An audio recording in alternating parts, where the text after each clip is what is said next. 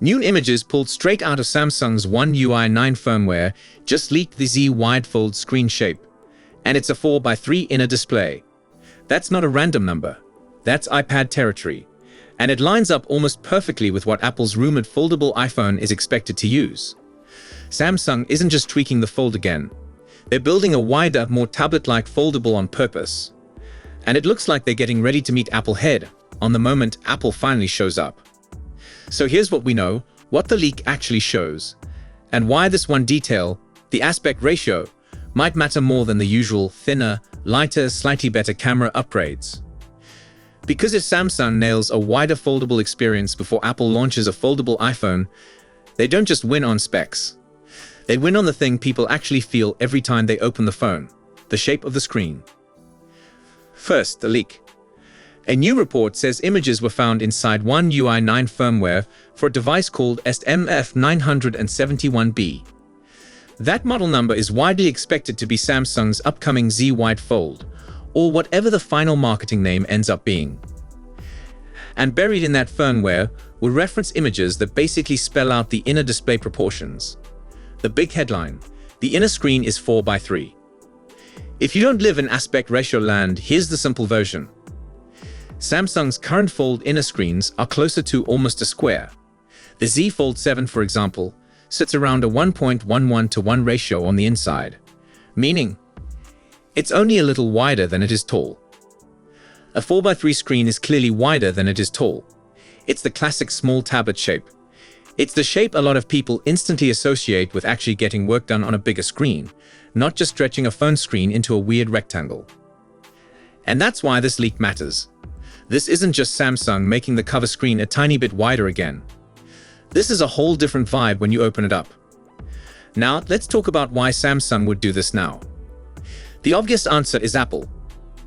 Apple's foldable iPhone has been rumored forever, but the latest chatter has gotten more specific, and one of the recurring details is that Apple would likely go with a 4:3-ish inner display. That makes sense for Apple because it matches the iPad experience and makes iOS scaling easier. So when Samsung's firmware leak shows a 4:3 inner screen, the timing feels way too perfect to be coincidence.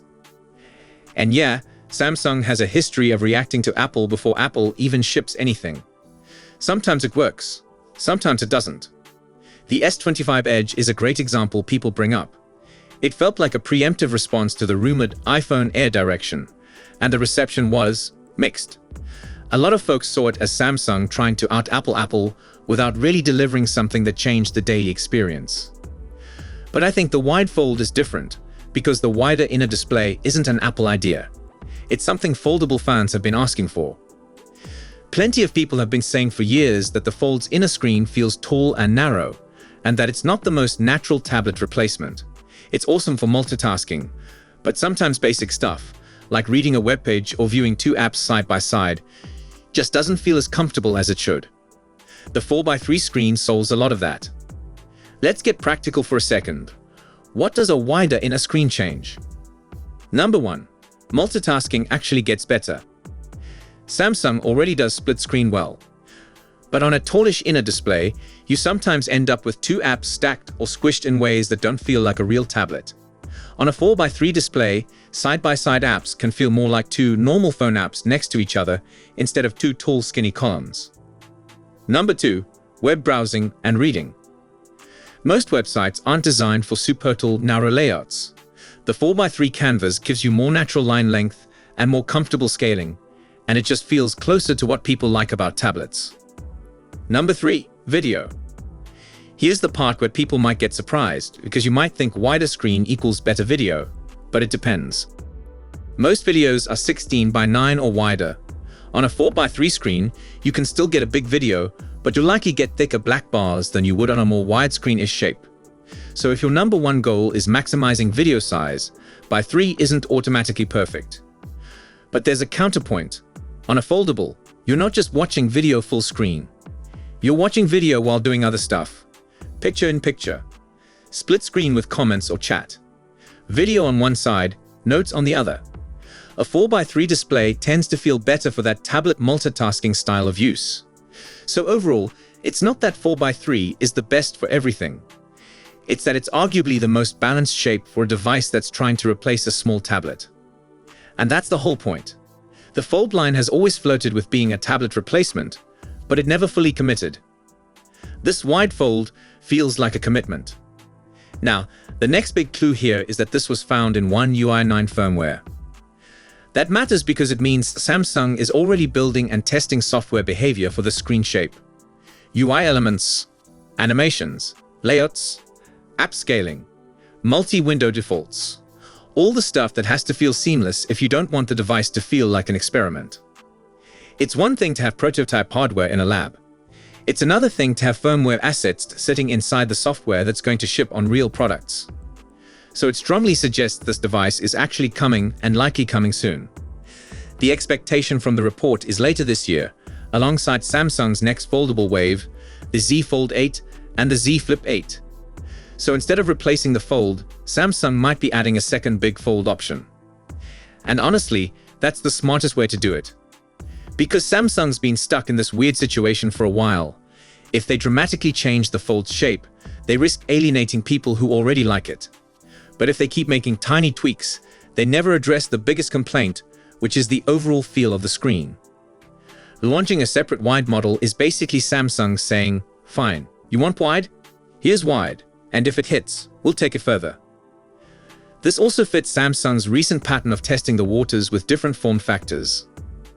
We've seen them experiment with more unusual foldables, including the trifold idea. Cool tech, but it didn't exactly become the obvious future overnight. So if Samsung's thinking is, we need a product that can directly answer Apple's upcoming foldable, but we also want to avoid risking the main Fold line, then a wide fold variant is exactly that. Now software. The leak points toward Android 17 and One UI 9 out of the box for this generation. And this is where the aspect ratio choice becomes even more important, because Android apps can be unpredictable on weird screen shapes. Some apps scale beautifully. Others look like they're fighting for their lives. Samsung's been doing more work than most companies to make large screens usable. Multi-window tools, taskbar behavior, labs features, forced landscape options, app pairs, all of that. But changing the screen shape changes what good looks like. With 4x3, Samsung can tune the experience to feel more standard, because developers already build for 4x3 all the time thanks to iPads. That's a huge advantage. It means fewer apps looking awkward, and more apps naturally feeling right without special hacks. So if this leak is accurate, it's not just a hardware decision. It's a developer ecosystem decision. It's a we want this to feel normal decision. Now, there's still a big question. Is this Samsung copying Apple, or is Samsung just giving people what they've wanted all along? I'd say it's both, but not in a bad way. Samsung's clearly aware that Apple is coming. They don't want Apple to show up with a wide, comfortable, tablet-like foldable and instantly claim the best form factor crown. Samsung wants to preempt that narrative. They want reviewers to say, we've had the shape already, and Samsung's is mature. But at the same time, this is a genuine improvement people have asked for. The Fold has gotten wider over the years, but it never jumped to a true tablet aspect ratio. And for people like me, and probably a lot of you, that's been the missing piece. It's also worth remembering what got us here. Samsung's been demoing foldable concepts forever, going back more than a decade. They've clearly had multiple endgames in mind. Folding phones, folding tablets, folding laptop-style devices.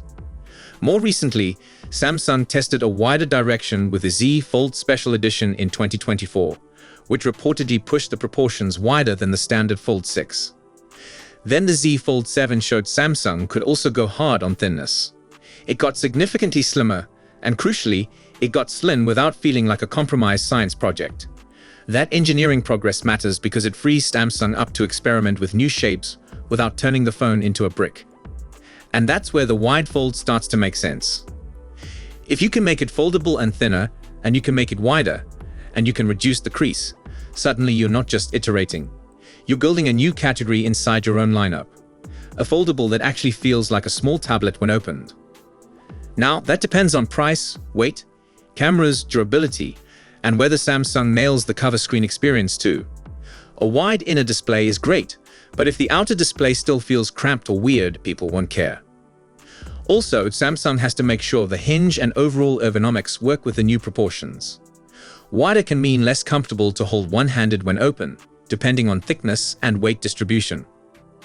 But as a direction, this is the first fold rumor in a while that feels like it changes the experience, not just the spec sheet. And the funniest part is a firmware leak is doing more to excite people than Samsung's marketing ever could, because it points to the one change that really matters: shape. So here's where I land on this. If the Z-Widefold really ships with a 4x3 inner display, Samsung is basically taking the most common complaint about the Fold experience and addressing it directly. And if Apple's foldable iPhone shows up with a similar ratio, Samsung can say, "We've been there, we've refined it, we've already got the software." That's how you compete with Apple, not by copying features, but by arriving first with a polished version of the thing people actually want. If you want me to cover every new leak on the Wide Fold and the Z Fold 8 as they come out, subscribe and turn on notifications. And comment one thing: would you rather have a wider 4x3 foldable, or do you prefer the current more squarish fold design? I'm genuinely curious where most people land on that. Right now, all signs point to Samsung making a deliberate move.